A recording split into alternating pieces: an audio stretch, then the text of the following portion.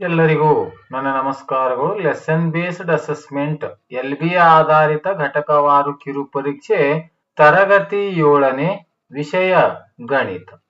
ಆದರೆ ಇವತ್ತಿನ ಈ ವಿಡಿಯೋದಲ್ಲಿ ಮೊದಲ ಫಸ್ಟ್ ಸೆಮಿಸ್ಟರ್ ನಲ್ಲಿ ಬರುವಂತಹ 6 ಚಾಪ್ಟರ್ಗಳ ಒಂದು ಕಿರು ಪರೀಕ್ಷೆಗಳನ್ನ ಈ ವಿಡಿಯೋದಲ್ಲಿ ನಾವು ನೋಡ್ಲಿಕ್ಕೆ ಸಾಧ್ಯ ಅಂತ.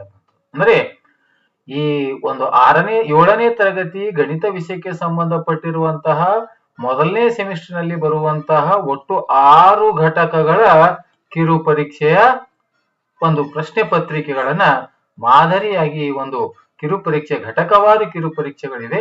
ಆ ಪರೀಕ್ಷೆಗಳನ್ನ ಒಂದೊಂದು ಘಟಕವನ್ನ ನೋಡ್ತಾ ಹೋಗೋಣ. ಮೊದಲಿಗೆ 1ನೇ ಘಟಕ ಅಧ್ಯಾಯ 1 ಪೂರ್ಣಾಂಕಗಳು. ಇಲ್ಲಿ ಬಹು ಆಯ್ಕೆ ಪ್ರಶ್ನೆಗಳಿವೆ. -5 × 0 ಇದರ ಗುಣಲಬ್ಧ. Option A 5, B 0, C -5, D 1. ಇಲ್ಲಿ 1 ಅಂಕದ 2 ಪ್ರಶ್ನೆ, ಒಟ್ಟು 2 ಅಂಕಗಳು. ಎರಡನೇದು ಸಂಕಲನದ ಅನನ್ಯತಾಂಶ ಮತ್ತು ಗುಣಾಕಾರದ ಅನನ್ಯತಾಂಶಗಳ ಗುಣಲಬ್ಧ ಅಂತ ಕೇಳಿದ್ದಾರೆ. ಆಪ್ಷನ್ 0, 1, -1 ಯಾವುದು ಅಲ್ಲ ಅಂತಕ್ಕಂಥದ್ದು. ಇನ್ನು ಎರಡನೇ ಪ್ರಶ್ನೆ, ಕೆಳಗಿನ ಪ್ರಶ್ನೆಗಳಿಗೆ ಉತ್ತರಿಸಿ ಬಿಟ್ಟ ಸ್ಥಳಗಳನ್ನು ತುಂಬಿರಿ. 1 ಅಂಕದ 2 ಪ್ರಶ್ನೆಗಳು, ಒಟ್ಟು 2 ಅಂಕ. ಸಂಖ್ಯಾ ರೇಖೆಯ ಮೂಲ ಬಿಂದುವಿನ ಬಲಭಾಗದಲ್ಲಿರುವ ಸಂಖ್ಯೆಗಳು ಯಾವುವು ಅಂತಕ್ಕಂಥದ್ದು. 4ನೇದು ಸಂಕಲನದ ಅನನ್ಯತಾಂಶವನ್ನ ಕಂಡುಹಿಡಿಯಿರಿ ಅಂತ. ಇನ್ನ ಪ್ರಶ್ನೆ 3, 2 ಅಂಕದ 2 ಪ್ರಶ್ನೆಗಳು, ಒಟ್ಟು 4 ಅಂಕಗಳು. 5ನೇ ಪ್ರಶ್ನೆ, 3 × -4 ಇದನ್ನು ಸಂಖ್ಯಾ ರೇಖೆಯಲ್ಲಿ ಪ್ರತಿನಿಧಿಸಿ. 6ನೇದು, ರೇಖಾಳ ಖಾತೆಯಲ್ಲಿ ₹10,000 ಹಣವಿದ್ದು ಅದರಲ್ಲಿ ಅವಳು ಬಟ್ಟೆಗಾಗಿ ₹2,000, ದಿನಸಿಗಾಗಿ ₹4,000 ಹಾಗೂ ಹಣ್ಣುಗಳ ಖರೀದಿಗೆ ₹500 ಬಳಸಿದರೆ ಅವಳ ಖಾತೆಯಲ್ಲಿ ಉಳಿದ ಮೊತ್ತ ಎಷ್ಟು ಅಂತಕ್ಕಂಥ ಲೆಕ್ಕಾಚಾರವನ್ನು ಮಾಡಬೇಕು. ಇನ್ನು ಪ್ರಶ್ನೆ ಸಂಖ್ಯೆ 4, 3 ಅಂಕದ 1 ಪ್ರಶ್ನೆ, ಒಟ್ಟು ಅಂಕಗಳು ಇಲ್ಲಿ 3. 7ನೇ ಪ್ರಶ್ನೆ, ಗುಣಾಕಾರದಲ್ಲಿ ಪೂರ್ಣಾಂಕಗಳ ಸಹವರ್ಣತೆಯನ್ನು ಉದಾಹರಣೆ ಸಹಿತ ವಿವರಿಸಿರಿ. ಇನ್ನು ಪ್ರಶ್ನೆ ಸಂಖ್ಯೆ 5, 4 ಅಂಕದ 1 ಪ್ರಶ್ನೆ, ಒಟ್ಟು 4 ಅಂಕಗಳು. 8ನೇ ಪ್ರಶ್ನೆ, ಒಬ್ಬ ವಿದ್ಯಾರ್ಥಿ ಗಣಿತ ಪರೀಕ್ಷೆಯಲ್ಲಿ 40 ಪ್ರಶ್ನೆಗಳಲ್ಲಿ 20 ಪ್ರಶ್ನೆಗಳಿಗೆ ಸರಿ ಉತ್ತರ, 10 ಪ್ರಶ್ನೆಗಳಿಗೆ ತಪ್ಪು ಉತ್ತರ, 5 ಪ್ರಶ್ನೆಗಳಿಗೆ ಯಾವ ಉತ್ತರವೂ ಬರೆದಿರುವುದಿಲ್ಲ. ಶಿಕ್ಷಕರು ಸರಿ ಉತ್ತರಗಳಿಗೆ +5, ತಪ್ಪು ಉತ್ತರಗಳಿಗೆ -3, ಬರೆಯದ ಪ್ರಶ್ನೆಗಳಿಗೆ 0 ಅಂಕ ನೀಡಿದ್ದಾರೆ. ಹಾಗಾದ್ರೆ ಆ ವಿದ್ಯಾರ್ಥಿ ಪಡೆದ ಅಂಕಗಳು ಎಷ್ಟು ಅನ್ನುವಂಥದ್ದು. ಈಗ ಅದೇ 7ನೇ ತರಗತಿ ಗಣಿತ ವಿಷಯಕ್ಕೆ ಸಂಬಂಧಪಟ್ಟಿರುವಂತಹ LB ಆಧಾರಿತ ಘಟಕವಾರು ಕಿರು ಪರೀಕ್ಷೆ 2ನೇ ಘಟಕ ಅಧ್ಯಾಯ 2 ಭಿನ್ನ ರಾಶಿಗಳು ಮತ್ತು ದಶಮಾಂಶಗಳು. ಮತ್ತೆ ಬಹು ಆಯ್ಕೆ ಪ್ರಶ್ನೆ, ಈ ಚಿತ್ರದಲ್ಲಿ ಛಾಯೆಗೊಳಿಸಿದ ಭಾಗವನ್ನು ಭಿನ್ನ ರಾಶಿಯಲ್ಲಿ ಸೂಚಿಸಿದಾಗ ಇಲ್ಲಿ ಛಾಯೆಗೊಳಿಸಿರತಕ್ಕಂಥ ಭಾಗದ ಚಿತ್ರ ಇದೆ. 1/2, 3/4, 1/4, 2/4. 2ನೇ ಪ್ರಶ್ನೆ 1 ಅಂಕದ ಪ್ರಶ್ನೆ, 9.43ರಲ್ಲಿ 4ರ ಸ್ಥಾನ ಸಹಸ್ರಾಂಶ, ಶತಾಂಶ, ದಶಾಂಶ, ಸಾವಿರ. ಪ್ರಶ್ನೆ 2, ಇಲ್ಲೂ ಕೂಡ 1 ಅಂಕದ ಪ್ರಶ್ನೆಗಳು, ಬಿಟ್ಟ ಸ್ಥಳ ಇವೆ. ದಶಮಾಂಶದಲ್ಲಿ ದಶ ಎಂದರೆ ಬಿಟ್ಟ ಸ್ಥಳ, ಮಿಶ್ರ ಭಿನ್ನ ರಾಶಿಗೆ ಉದಾಹರಣೆ ಅಂತಕ್ಕಂಥದ್ದು ಇದೆ. ಇನ್ನು ಪ್ರಶ್ನೆ ಸಂಖ್ಯೆ 3, 2 ಅಂಕದ 2 ಪ್ರಶ್ನೆ, ಒಟ್ಟು 4 ಅಂಕಗಳು. 3/4 ಸೆಂಟಿಮೀಟರ್ ಉದ್ದ ಇರುವ ಚೌಕದ ಸುತ್ತಳತೆಯನ್ನ ಕಂಡುಹಿಡಿಯಿರಿ. 6ನೇ ಪ್ರಶ್ನೆ, 0.09 ಅಥವಾ 0.9 ಇವುಗಳಲ್ಲಿ ಯಾವುದು ದೊಡ್ಡದು ಅಂತಕ್ಕಂಥದ್ದು. ಇನ್ನು ಪ್ರಶ್ನೆ ಸಂಖ್ಯೆ 4, 3 ಅಂಕದ 1 ಪ್ರಶ್ನೆ, ಒಟ್ಟು ಅಂಕಗಳು 3. 7ನೇ ಪ್ರಶ್ನೆ, ಒಂದು ಆಯತಾಕಾರದ ತೋಟದ ಉದ್ದ 50 ಅಡಿ, ಅಗಲ 30 ಅಡಿ ಆದರೆ ತೋಟದ ಸುತ್ತಳತೆ ಮತ್ತು ವಿಸ್ತೀರ್ಣ ಎರಡನ್ನೂ ಕಂಡುಹಿಡಿಯಿರಿ ಅಂತ ಕೊಟ್ಟಿದ್ದಾರೆ. ಪ್ರಶ್ನೆ 5, 4 ಅಂಕದ 1 ಪ್ರಶ್ನೆ ಇದೆ, 4 ಅಂಕಗಳು. 8ನೇ ಪ್ರಶ್ನೆ, ಈ ಕೆಳಗಿನವುಗಳನ್ನು ದಶಮಾಂಶಕ್ಕೆ ಪರಿವರ್ತಿಸಿ ಏರಿಕೆ ಕ್ರಮದಲ್ಲಿ ಬರೆಯಿರಿ. ದಶಮಾಂಶ ರೂಪದಲ್ಲಿ ಬರೆದು ಇವುಗಳನ್ನು ದಶಮಾಂಶ ರೂಪದಲ್ಲಿ ಬರೆದು ಅವುಗಳನ್ನು ಏರಿಕೆ ಕ್ರಮದಲ್ಲಿ ಬರೆಯಿರಿ ಅಂತ. ಇನ್ನು 7ನೇ ತರಗತಿ ಗಣಿತ ವಿಷಯಕ್ಕೆ ಸಂಬಂಧಪಟ್ಟಿರುವಂತಹ LB ಆಧಾರಿತ ಘಟಕವಾರು ಕಿರು ಪರೀಕ್ಷೆ ಅಧ್ಯಾಯ 3 ದತ್ತಾಂಶಗಳ ನಿರ್ವಹಣೆ. ಇದು ವಿಶೇಷವಾಗಿ 15 ಅಂಕಗಳ ಒಂದು ಪ್ರಶ್ನೆ ಪತ್ರಿಕೆ ಇದೆ. ಪ್ರಶ್ನೆ 1 ಬಹು ಆಯ್ಕೆ ಪ್ರಶ್ನೆ, 1 ಅಂಕದ 2 ಪ್ರಶ್ನೆ, ಒಟ್ಟು 2 ಅಂಕಗಳು. ಮೊದಲ 7 ಸ್ವಾಭಾವಿಕ ಸಂಖ್ಯೆಗಳ ಸರಾಸರಿ 28, 26, 10, 4. ಎರಡನೇದು, ಒಂದು ಗುಂಪಿನಲ್ಲಿ ಸಂಖ್ಯೆಗಳಲ್ಲಿನ ಹೆಚ್ಚು ಪುನರಾವರ್ತಿತ ಬೆಲೆ ಯಾವುದು ಅಂದ್ರೆ ಮಧ್ಯಾಂಕ, ರೂಢಿ ಬೆಲೆ, ಸರಾಸರಿ, ವ್ಯಾಪ್ತಿ.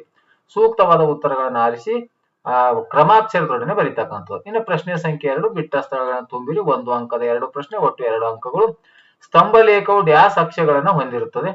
ವ್ಯಾಪ್ತಿಯು ಗರಿಷ್ಠ ಹಾಗೂ ಕನಿಷ್ಠ ವೀಕ್ಷಣೆಗಳ ಡ್ಯಾಸ್ ಆಗಿರುತ್ತದೆ ಅಂತ. ಇನ್ನು ಪ್ರಶ್ನೆ ಸಂಖ್ಯೆ 3, ಈ ಕೆಳಗಿನ ಪ್ರಶ್ನೆಗಳಿಗೆ ಉತ್ತರಿಸಿರಿ. 2 ಅಂಕದ 2 ಪ್ರಶ್ನೆ, ಒಟ್ಟು 4 ಅಂಕಗಳು. 5ನೇ ಪ್ರಶ್ನೆ, ಈ ದತ್ತಾಂಶದ ರೂಢಿ ಬೆಲೆ ಮಧ್ಯಾಂಕವನ್ನ ಕಂಡುಹಿಡಿಯಿರಿ. 13, 14, 19, 16, 12, 15, 17, 14, 18. ಇನ್ನು 6ನೇ ಪ್ರಶ್ನೆ, 7ನೇ ತರಗತಿಯ ವಾರ್ಷಿಕ ಪರೀಕ್ಷೆಯಲ್ಲಿ ತೆಗೆದುಕೊಂಡ ಅಂಕಗಳನ್ನು ಗಮನಿಸಿ ಪ್ರಶ್ನೆಗಳಿಗೆ ಉತ್ತರಿಸಿರಿ ಅಂತ ಇದೆ. ಇದೇನಿಲ್ಲ. ಇಲ್ಲಿ ವಿಷಯ ಕೊಟ್ಟಿದ್ದಾರೆ ಅಂಕ ಕನ್ನಡ 97, ಇಂಗ್ಲಿಷ್ 90, ಹಿಂದಿ ಇದು ಹಿಂದಿ ಆಗಬೇಕು, ಹಿಂದಿ 94, ಗಣಿತ 96, ವಿಜ್ಞಾನ 92, ಸಮಾಜ ವಿಜ್ಞಾನ 91. ಈಗ ಪ್ರಶ್ನೆಗಳು ಈ ಕೆಳಗಿನ ಪ್ರಶ್ನೆಗಳು ಉತ್ತರಿಸಿ. ಅತಿ ಹೆಚ್ಚು ಅಂಕ ಪಡೆದ ವಿಷಯ ಯಾವುದು? ಬಿದು ಅತಿ ಕಡಿಮೆ ಅಂಕ ಪಡೆದ ವಿಷಯ ಯಾವುದು ಅಂತ. ಇನ್ನು ಪ್ರಶ್ನೆ ಸಂಖ್ಯೆ 4, ಇಲ್ಲಿ 3 ಅಂಕದ ಒಂದು ಪ್ರಶ್ನೆ ಇದೆ, ಒಟ್ಟು ಅಂಕಗಳು 3.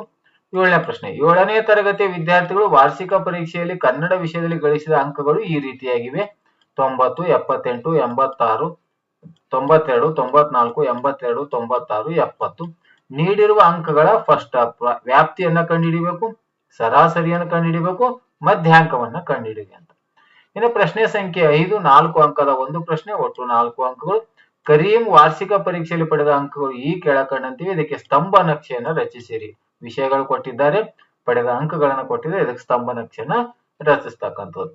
ಇನ್ನು ಅದೇ 7ನೇ ತರಗತಿ ಗಣಿತ ವಿಷಯಕ್ಕೆ ಸಂಬಂಧಪಟ್ಟಿರುವಂತೆ LB ಆಧಾರಿತ ಘಟಕವಾರು ಕಿರು ಪರೀಕ್ಷೆ ಅಧ್ಯಾಯ 4 ಸರಳ ಸಮೀಕರಣಗಳು ಅನ್ನುವಂಥದ್ದು. ಇದು 15 ಅಂಕಗಳಿಗಾಗಿ ಮಾಡಿರುವಂತಹ ಒಂದು ಪ್ರಶ್ನೆ ಪತ್ರಿಕೆ. ಮತ್ತೆ ಬಹು ಆಯ್ಕೆ ಪ್ರಶ್ನೆ 1ನೇದು, ಸಮೀಕರಣದಲ್ಲಿ ಸಮತೆಯ ಚಿಹ್ನೆ ಯಾವುದು ಅಂತಕ್ಕಂಥದ್ದು. ಇಲ್ಲಿ ಚಿಹ್ನೆಗಳನ್ನ 4 ಆಪ್ಷನ್ಗಳನ್ನು ಕೊಟ್ಟರೆ ಸೂಕ್ತ ಉತ್ತರಗಳನ್ನ ಆಯ್ಕೆ ಮಾಡಿ ಬರೀತಕ್ಕಂಥದ್ದು. 2ನೇದು, x-4 = 5 ಆದ್ರೆ ಚರಾಕ್ಷರದ ಬೆಲೆ ಅಂದ್ರೆ x ನ ಬೆಲೆ ಎಷ್ಟು? 4, 8, 6, 9. ಪ್ರಶ್ನೆ 2, ಇಲ್ಲಿ ಕೂಡ 1 ಅಂಕದ ಪ್ರಶ್ನೆಗಳಿವೆ.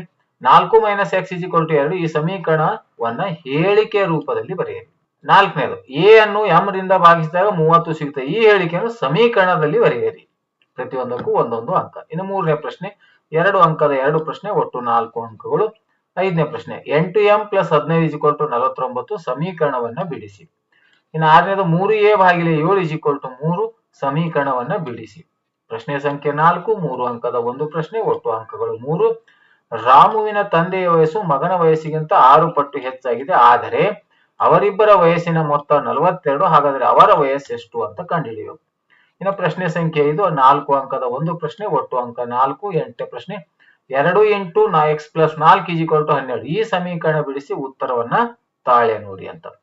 ಈಗ 5ನೇ ಘಟಕ 7ನೇ ತರಗತಿ ಗಣಿತ ವಿಷಯಕ್ಕೆ ಸಂಬಂಧಪಟ್ಟಿರುವಂತ LB ಆಧಾರಿತ ಘಟಕವಾರು ಕಿರು ಪರೀಕ್ಷೆ 5ನೇ ಅಧ್ಯಾಯ ರೇಖೆಗಳು ಮತ್ತು ಕೋನಗಳು. ಒಟ್ಟು 6 ಅಧ್ಯಾಯಗಳಿವೆ.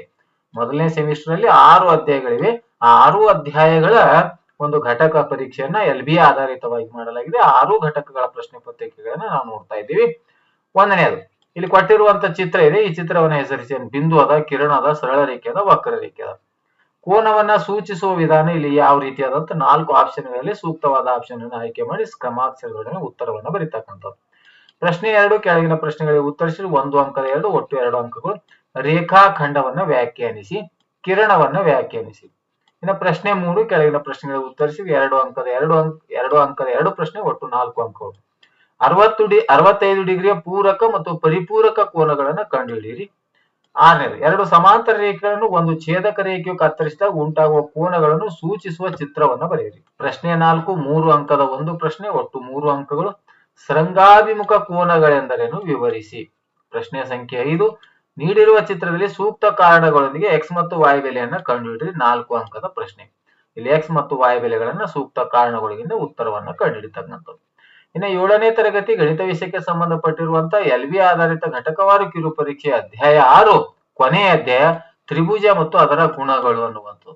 ಮೊದಲನೇ ಸೆಮಿಸ್ಟರ್ ಎಲ್ಲಾ ಚಾಪ್ಟರ್ಗಳ, ಎಲ್ಲಾ ಘಟಕಗಳ, ಎಲ್ಲಾ ಅಧ್ಯಾಯಗಳ ಮಾದರಿ LB ಆಧಾರಿತ ಘಟಕವಾರು ಕಿರು ಪರೀಕ್ಷೆಗಳು. ಮತ್ತೆ ಇದರಲ್ಲಿ ಅಬ್ಜೆಕ್ಟಿವ್ ಟೈಪ್ ಗಳ ನೋಡೋಣ. 1ನೇ ಪ್ರಶ್ನೆ, 2 ಬಾಹುಗಳು ಸಮನಾಗಿರುವ ತ್ರಿಭುಜ, ಸಮಬಾಹು ತ್ರಿಭುಜ, ಸಮದ್ವಿಬಾಹು ತ್ರಿಭುಜ, ವಿಷಮಬಾಹು ತ್ರಿಭುಜ, ಅಸಮಬಾಹು ತ್ರಿಭುಜ. 1 ಅಂಕದ ಪ್ರಶ್ನೆಗಳು, 2 ಪ್ರಶ್ನೆಗಳಿವೆ. ಒಂದು ತ್ರಿಭುಜದ ಬಾಹ್ಯ ಕೋನವು ಅಂತರಾಭಿಮುಖ ಕೋನಗಳ ಮೊತ್ತಕ್ಕೆ ಸಮ, ಪಾರ್ಶ್ವ ಕೋನಕ್ಕೆ ಸಮ, ಅಂತರ್ ಕೋನಕ್ಕೆ ಸಮ, ಒಳ ಕೋನಗಳ ಮೊತ್ತಕ್ಕೆ ಸಮ. ಇವು 2 ಪ್ರಶ್ನೆಗಳು ಕೂಡ 1 ಅಂಕದ 2 ಪ್ರಶ್ನೆಗಳಿವೆ. 3ನೇ ಪ್ರಶ್ನೆ, ಸಮಬಾಹು ತ್ರಿಭುಜದ ಪ್ರತಿಯೊಂದು ಕೋನದ ಅಳತೆ ಡ್ಯಾಶ್. ಒಂದು ಕೋನ 90 ಡಿಗ್ರಿ ಆದರೆ 90 ಡಿಗ್ರಿ ಇರುವ ತ್ರಿಭುಜವನ್ನೇ ಎಂಥ ತ್ರಿಭುಜ ಅಂತ ಕರಿತೀವಿ. ಇನ್ನು 2 ಅಂಕದ 2 ಪ್ರಶ್ನೆ, ಒಟ್ಟು 4 ಅಂಕಗಳು. 5ನೇ ಪ್ರಶ್ನೆ ನೋಡೋಣ. ಲಂಬಕೋನ ತ್ರಿಭುಜ ಹಾಗೂ ಲಘುಕೋನ ತ್ರಿಭುಜಗಳಿಗಿರುವ ವ್ಯತ್ಯಾಸವನ್ನು ತಿಳಿಸಿ ಅಂತಿದೆ. 6ನೇದು, ಈ ಚಿತ್ರದಲ್ಲಿ x ಮತ್ತು y ನ ಅಳತೆಯನ್ನು ತಿಳಿಸಿ. x ಮತ್ತು y ಬೆಲೆ ಎಷ್ಟಿದೆ ಅಂತಕ್ಕಂಥನ ಉತ್ತರವನ್ನು ಇಲ್ಲಿ ತಿಳಿಸ್ತಕ್ಕಂಥವ್ರು. ನೆಕ್ಸ್ಟ್ ಪ್ರಶ್ನೆ ಸಂಖ್ಯೆ 4, 3 ಅಂಕದ ಒಂದು ಪ್ರಶ್ನೆ, ಒಟ್ಟು 3 ಅಂಕಗಳು. ಕೋನಗಳ ಆಧಾರದಲ್ಲಿ ತ್ರಿಭುಜದ ವಿಧಗಳಾವು ಅಂತ ಬರೀಬೇಕು. ಇನ್ನು ಕೊನೆಯ ಪ್ರಶ್ನೆ 5ನೇ ಪ್ರಶ್ನೆ, 4 ಅಂಕದ ಒಂದು ಪ್ರಶ್ನೆ, ಒಟ್ಟು 4 ಅಂಕಗಳು. ಲಂಬಕೋನ ತ್ರಿಭುಜದಲ್ಲಿ ಪೈಥಾಗೋರಸ್ ಪ್ರಮೇಯವನ್ನ ವಿವರಿಸಿ ಅಂತಿದೆ. ಆದ್ಮೇಲೆ ಈ ರೀತಿಯಾಗಿ ಈ ಒಂದು 7ನೇ ತರಗತಿಯ ಮೊದಲನೇ ಸೆಮಿಸ್ಟರ್ ನಲ್ಲಿ ಬರುವಂತಹ ಎಲ್ಲ ಘಟಕಗಳ 6 ಘಟಕಗಳ ಒಂದು ಮಾದರಿ, LV ಆಧಾರಿತ ಮಾದರಿ ಕಿರು ಪರೀಕ್ಷೆಯ ಪ್ರಶ್ನೆ ಪತ್ರಿಕೆಗಳನ್ನ ಮಾಡಿದ್ದೀನಿ.